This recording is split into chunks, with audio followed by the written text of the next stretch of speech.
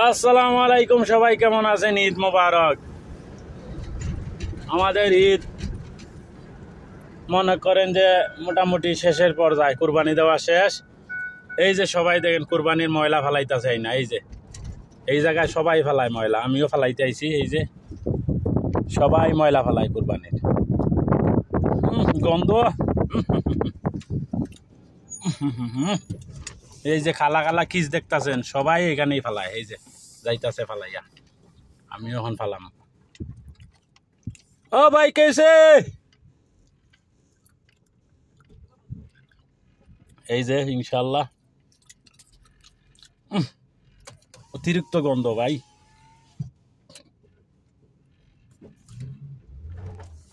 এই যে আমিও ফালাইয়া এখন ডিউটি শেষ করে দিন।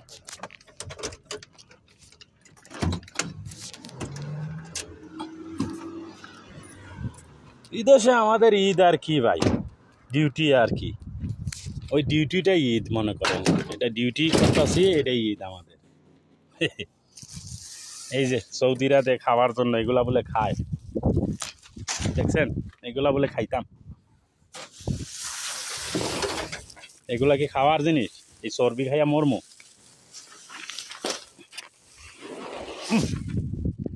এই যে শেষ। আল্লাহ, কেন বাসন যাইতো না, এত বিশ্রী গন্ধ।